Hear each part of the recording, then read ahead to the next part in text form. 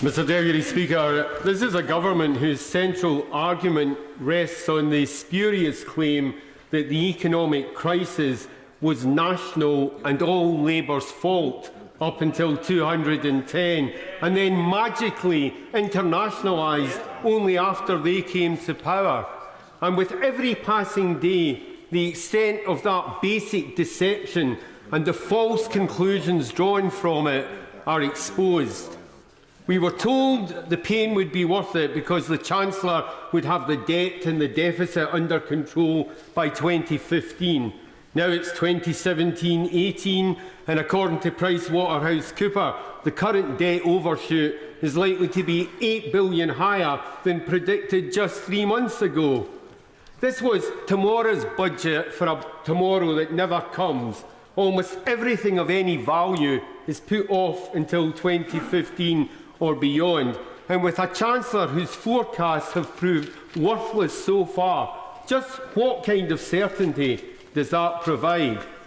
Their claim is that the deficit is down by a third, but the OBR's figures show that it's down by less than a quarter, and there's no prospect of further cuts in the deficit in the next 2 years.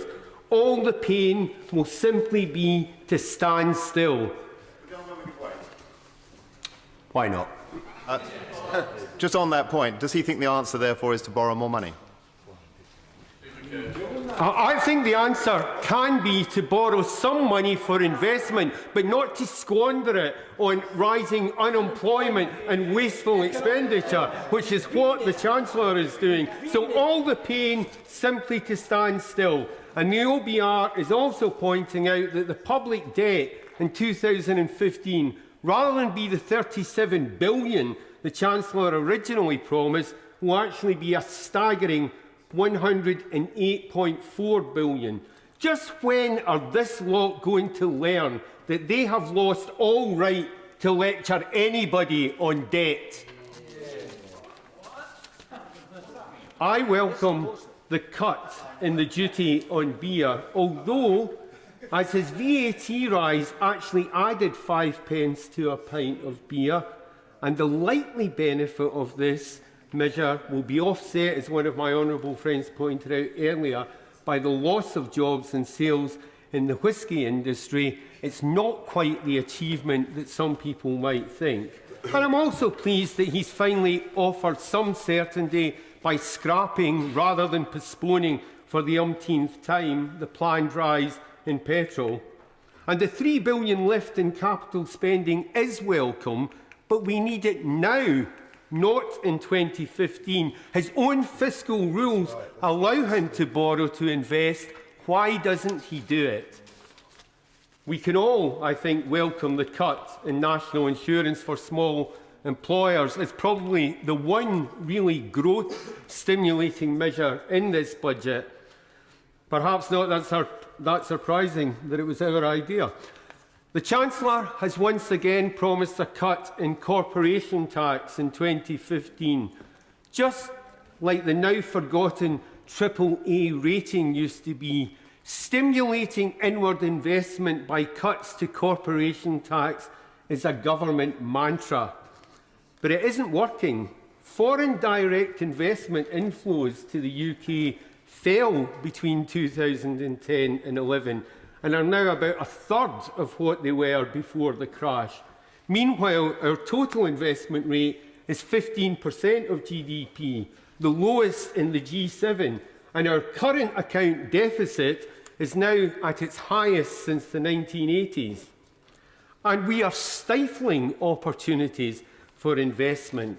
Legitimate foreign students are worth about £8 billion a year to the British economy, which has been lost in pursuit of the Home Secretary's immigration target, while simultaneously she's letting in 30,000 a year on temporary student visas which require no entry qualifications, no evidence of income and no guarantee of qualification. As usual, it's the wrong target at the wrong time.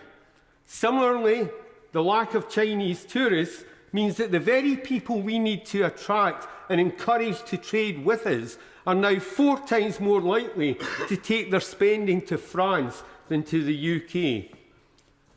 As usual, this was a budget of missed opportunities. Where is the plan for a properly capitalised British investment bank of the kind operated by every other G7 country? There's nothing in the budget about a target to decarbonise by 2030, but that's exactly the message that would provide certainty to the renewables supply chain and create jobs. Only 1 in 10 of most wind farm components are directly sourced in the UK. Why is it that the Chancellor is unable to see what everybody else can see? The Chancellor called this a budget for an aspiration nation. It sounds more like alienation to me.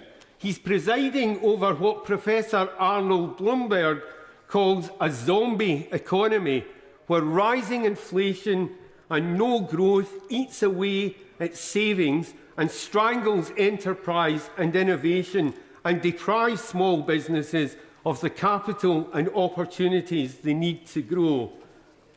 We've yet to see who will be the real beneficiaries of the abolition of stamp duty on share trading, but we know who won't be.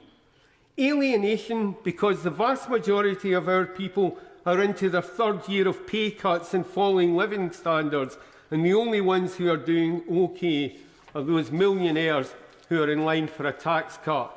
And alienation, as it emerges, the mortgage assistance scheme is actually a second home subsidy at the very time when the bedroom tax threatens to throw others out in the street.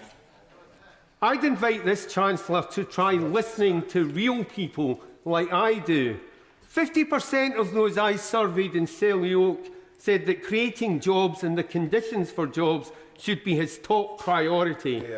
39% were worried about the rise in domestic gas and electricity prices. 29% can't make ends meet and will be forced into debt by his policies. The people of Selly Oak are a good barometer. They know what needs to be done. When will this Chancellor start to listen to real people and do the things that this country desperately needs?